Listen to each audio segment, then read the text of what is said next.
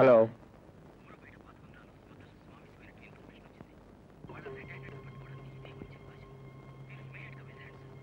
Okay, నేను ready Guruji. నేను ఒక ముఖ్యమైన పని మీద వెళ్తున్నాను. ముఖ్యమైన పని కాబట్టి నేను వస్తానంటున్నాను.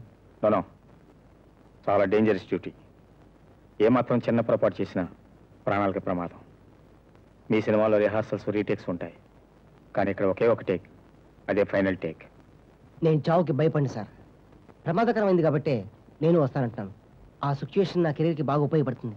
ప్లీజ్ సార్, ఈ ఒక్కసారి రానివ్వండి. నీ ఇష్టం. కొరివితో తలగొక్కుంటున్నావు, మైండ్ యూ.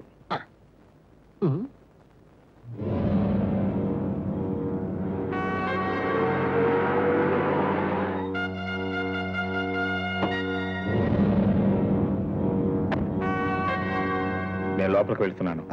నువ్వు ఇక్కడే ఉండి జాగ్రత్త పరిశీలిస్తూ ఉండు. ఎట్టి పరిస్థితుల్లో జీవితం ఎక్కువ. ఓకే? అలాగే. ఎవరైనా నీ మీదకి అటాక్ చేయడానికి వస్తే దీన్ని గాల్లో ఇప్పించు. ఇదిగో. ఓకే? అలాగే. జాగ్రత్త.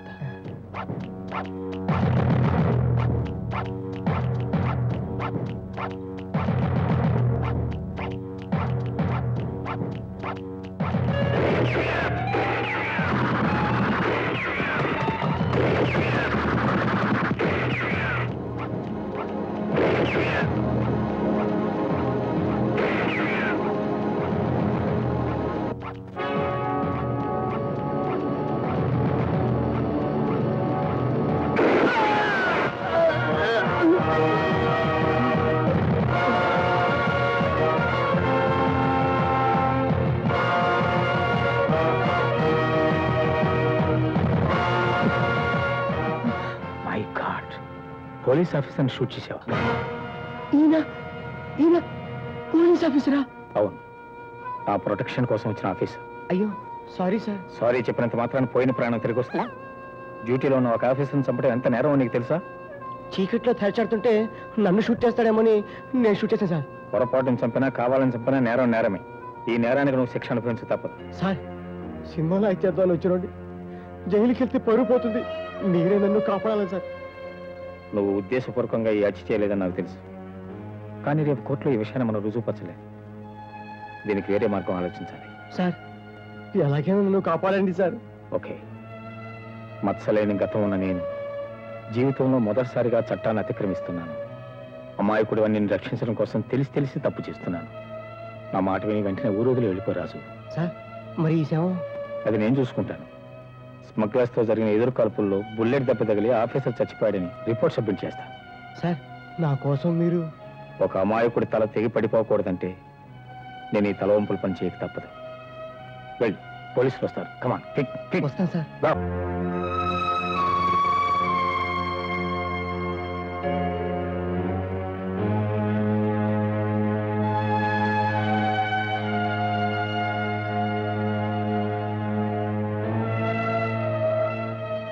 కన్న తండ్రియే కాదు, ఉన్న నిజంగా చెప్తున్నాను రా, బాధ్యతను నిర్వహించడంలో బాబు మణిపూసరా. మత్సలేని గతం ఉన్న నేను జీవితంలో మొదటిసారిగా చట్టాన్ని అతిక్రమిస్తున్నాను. అమాయకుడు నిన్ను రక్షించడం కోసం తెలిసి తప్పు చేస్తున్నాను. నా మాట విని వెంటనే ఊరోజులు వెళ్ళిపోరాజు. సిన్సియారిటీ తన ప్రాణంగా భావించే మనిషికి నా వల్ల మచ్చ రాకూడదు. మొత్తానికి మన ప్లాను భలే సక్సెస్ అయింది సార్. మళ్ళీ ఆ సినిమా పిచ్చోడు మీ దరిదాపులకే రాడు. I hope so.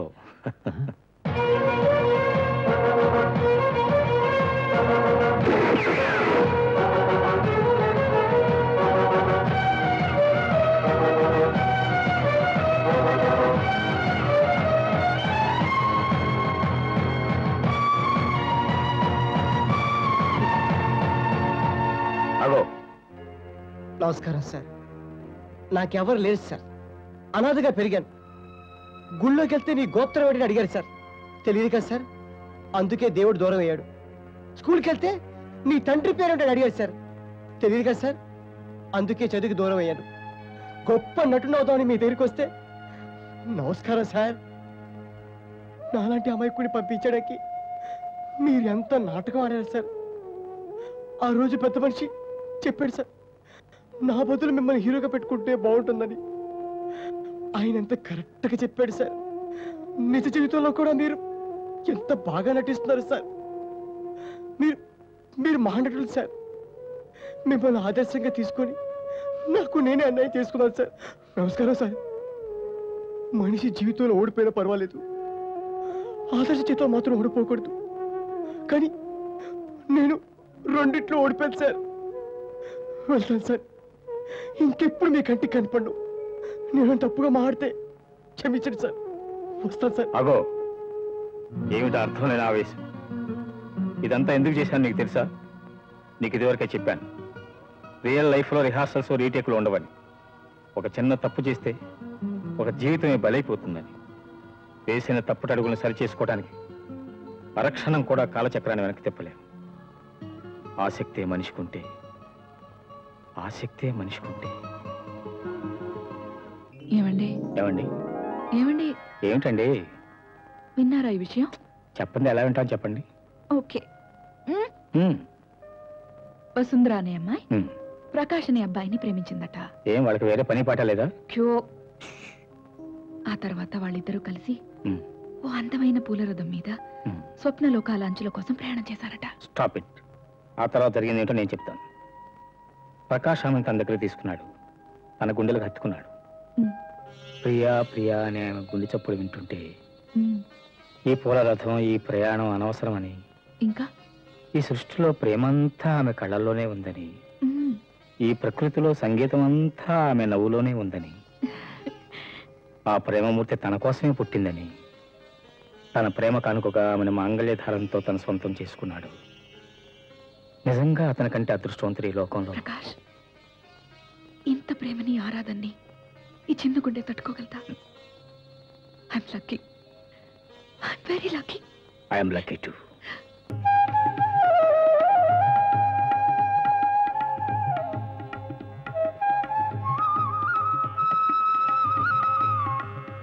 ఏమండి, దాహం వేస్తుందండి.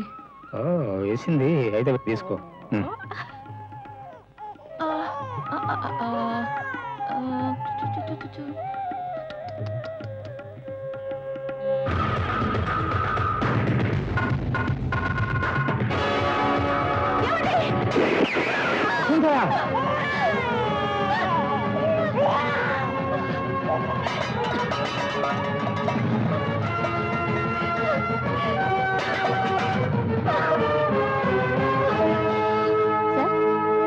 మీరు వెళ్ళి చూడొచ్చు. పాపని లేస్తారా? Thank you.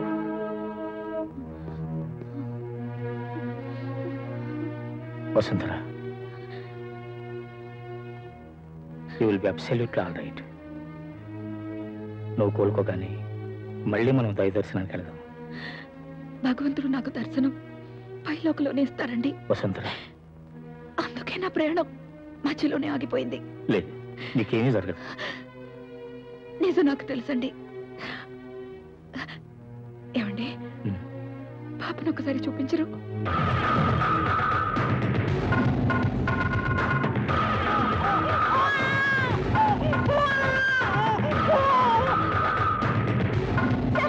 మీ పాపను ఎవరో కిడ్నాప్ చేసి తీసుకెళ్లారు.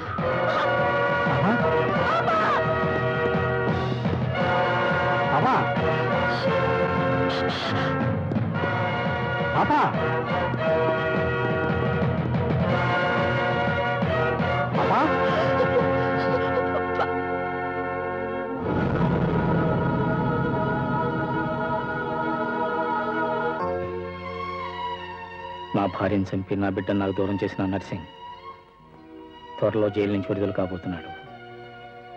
నాకు వాడికి జరగబోయే పోరాటంలో నువ్వు అనవసరంగా బలి కాకూడదని నేను ఈ నాటకం ఆడాల్సి వచ్చింది. నిన్ను ఎలాగైనా ఈ ఊబి నుంచి బయటపడేద్దామంటే నువ్వు వెళ్ళవు. మా అమ్మ నాన్న నిన్ను వెళ్ళినవరు.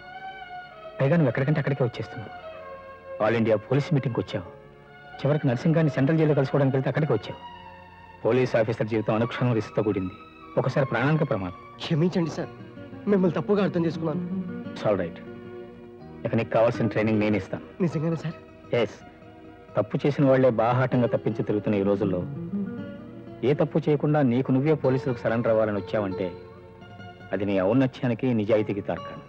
అదే నేను లైక్ చేసేది. కమా.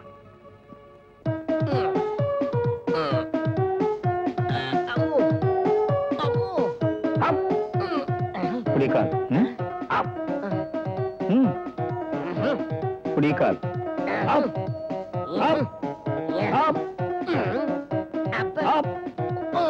Good now bend your stomach up down up down up down. ఇవన్నీ చేయడం వల్ల ఉపయోగం ఏంటి సార్? ఉపయోగమా? చూపిస్తాను రా. కమా. అయ్ బాబా.